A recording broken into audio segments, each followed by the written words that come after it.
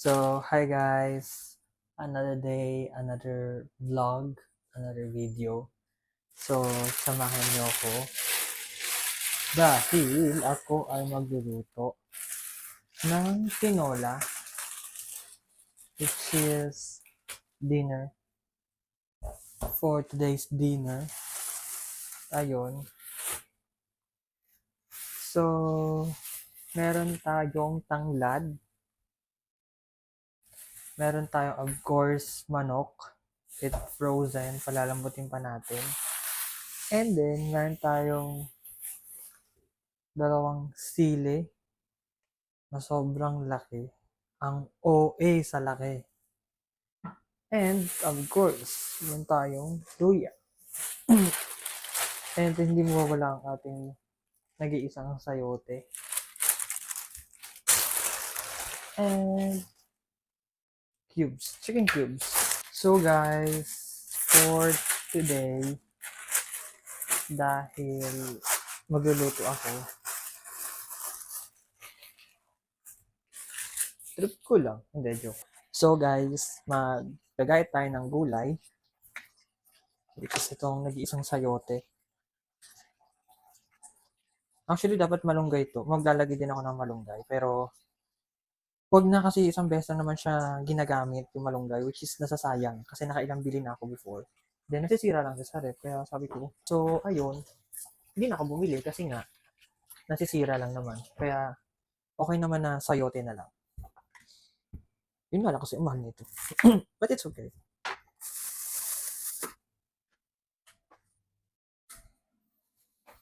So, sa mga nagtatanong, by the way pala, bago tayo mapunta dyan, I'm here in Dubai, sa mga hindi po nakakaalam. Nasa Dubai ako, then, sa mga nagtatanong, which is sa mga nangyayari sa kapaligiran, we are really safe. Huwag po kayo mag-alala. Wala na po akong sabing iba. Yun lang. Safe po lahat. And sa mga pamilya namin na nandito, mga nagtatanong. Safe po, yun lang. Kasi mahirap na magsalita ng kahit ano, which is bawal. Bawal talaga. Bawal bawal mag-post or something to share at least, 'di ba? Kasi matatakot yung iba. Kaya yun lang, safe po kami dito. So ayun, natapos ko ng gayatin ng ating sayote. Next ay bawang, sibuyas at ang ating luya.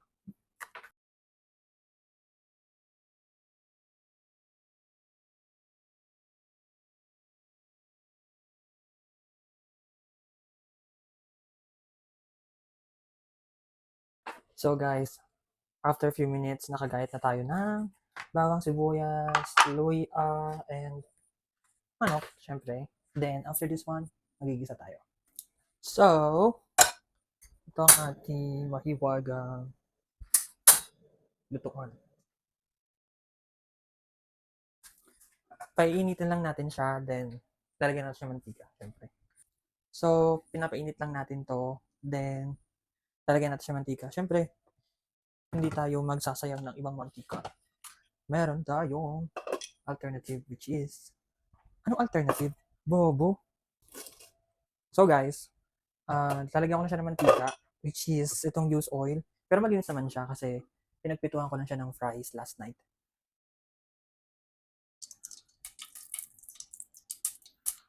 Yun lang. Tumatalsik. And, by the way, share ko lang. Sa Dubai na po ako natutong magluto ng kung ano-ano. Dati kasi, marunong ako magluto pero, ano lang, like usually prito, ganun. Pero nung unang-unang beses ko magluto, which is natuto ko dun sa pinsan ko, pininyahang manok. Talagang ninote ko pa yung mga recipe kung paano siya lulutuin until nakarating ako dito sa Dubai. At parang 1 week ko ata dito sa Dubai na sabi ko, gusto ko magluto. So, nag-try ako magluto, which is tinry ko yung recipe niya. Tinry ko yung mga ingredients na ginagamit. Pinagbibili ko talaga. And then, okay naman. Mukha naman masarap kasi ako nagluto. Then, after that, yung mga ka-roommate ko, dati, which is nagpapaturo ako sa kanila kung paano magluto, ganyan-ganyan. And then, sabi nila, try to watch YouTube daw. Sabi nilang gano'n kasi doon ka matututo. Tapos ayun, hanggang sa after ko, nag-start ako ng lutong adobo. Tapos hanggang sa nag-try ako ng minudo. So ayun, doon na nag-start lahat kung paano ako paano ako natutong magluto. So nagisa ko na yung bawang, sibuyas, luya. Medyo may mali akong part na ginawa. Nahuli yung luya. Dapat nauna yung luya, pero hayaan mo na. Maluluto din naman yan. Ito to. Gigisayin lang natin siya hanggang mag-brown, ganon. Para matuto. Nag-isip pa talaga yun, no? Tapos ito, tatakpan natin. Then, sabi nila, lagyan ko na daw ng salt and pepper para habang may lasa na siya. Wala ka na kanyang trip yun, eh. So, usually, yun talagang ginagawa ko na din. Ayan. So, antayin natin siya mag-brown. Saka magtutubig pa naman to. Kaya, after nun, tututubigan na natin siya para pakuluin. Takpan ulit natin siya. And, by the way, yun nga pala. Yung dati kong ka-roommate, which is, sa kanila ako natuto. Dati kong sa accommodation. Sa kanila ako natuto magluto pala. Kasi tinuturuan nila ako. Sila yung tumitikim ng luto ko, which is, nagluto ako ng gulay na may sayote, may carrots, may patatas, pinaghalo-halo. Ginisa-gisa ko lang. Tapos, una nilait-lait nila ako kasi daw parang pangsahog daw ng lumpia, ganon. So, hanggang sa, ayun, parang na-master ko yung mga pagluluto. Hindi ko naman sinabing professional, no? Hindi naman. Okay naman professional. Pero talagang natuto ako magluto.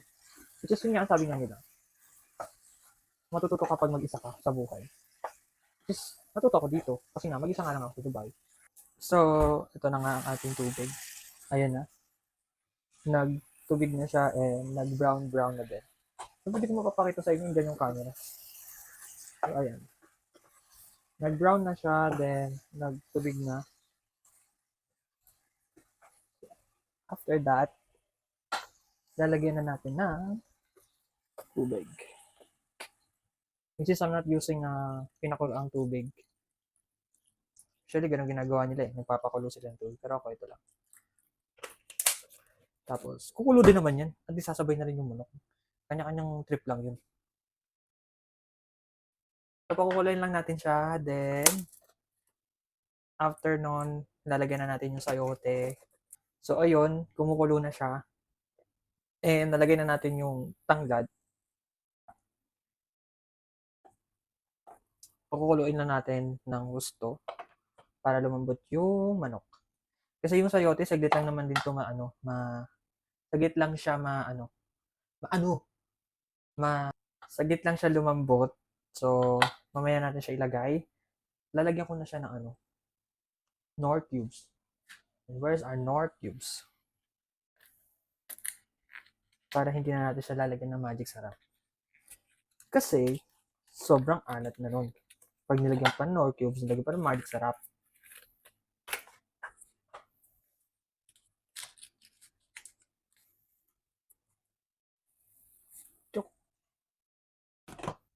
So, guys, alam nyo, bihira lang ako ganto like mag-video, pag sinasipag lang, ganun.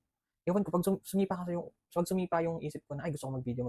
Kaya, bihira nyo lang makita yung mga gantong vlog, ganun. Pero, usually may kita nyo, may mga post naman ako sa TikTok.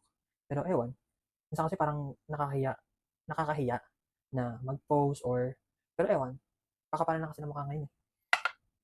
Wala lang, share ko lang. Na-LSS ako sa kanta na paano yan? Kailan mo maramdaman na di mo na ako mahal? Paano ko malalaman na hindi magtatagal?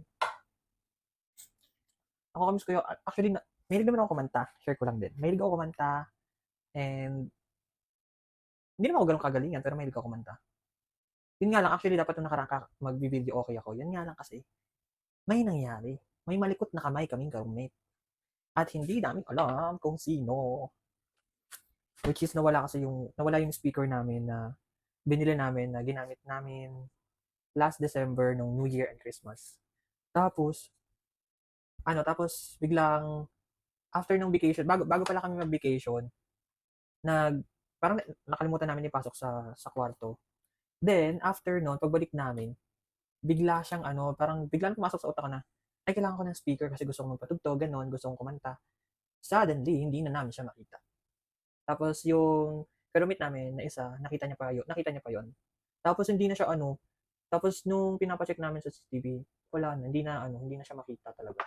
Which is sabi nung may-ari ng ng flat, na nagbubura sila ng, ewan ko, nagbubura or automatic nagbubura yung ng CCTV nila every month. So, siguro maliit lang yung gig ng memory ng CCTV kaya siguro ganun na nangyari, nabubura. So, they try to check naman, then wala, hindi na talaga nagpakita, which is sayang kasi ang ganda ng speaker, ang ganda ng mic, then ang ganda no, tas nawala din pala yung yung JBL ng partner ko na headset.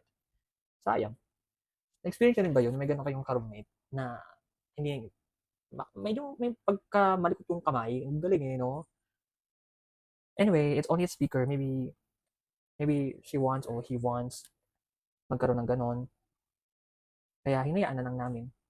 Sabi namin, hayaan mo na. There's may mas malaking darating pa if ever na nawala yung ganung bagay. And it's only a speaker anyways. Pero kasi, ang doon, huwag kang mangunguha ng hindi sa'yo. Sabi. Hindi. Which is, ganun talaga siguro. Baka nga sabi nga, baka gusto niya rin ng ganung speaker, then, wala lang. Niyaan na namin. Tagal niya maluto. Naiinip ako pag mga gantong Siyempre, pinapakulo.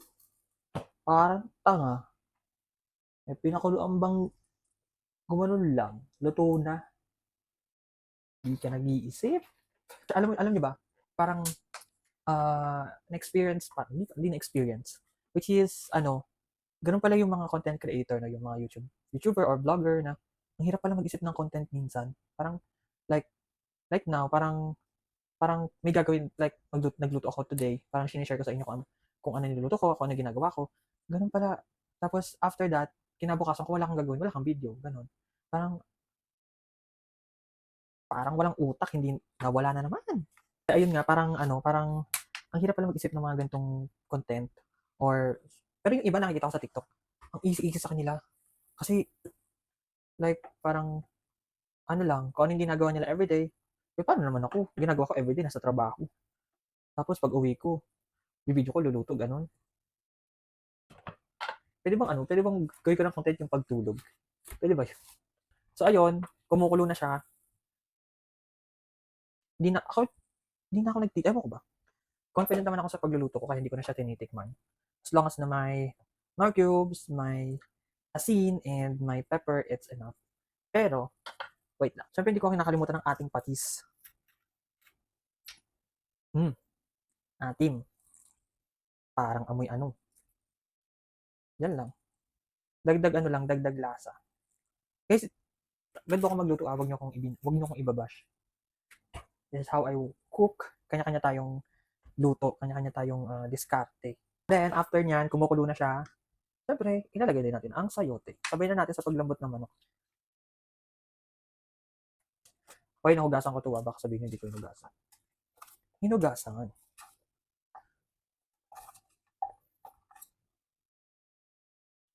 Kailan mo naramdaman na di mo na ako mahal?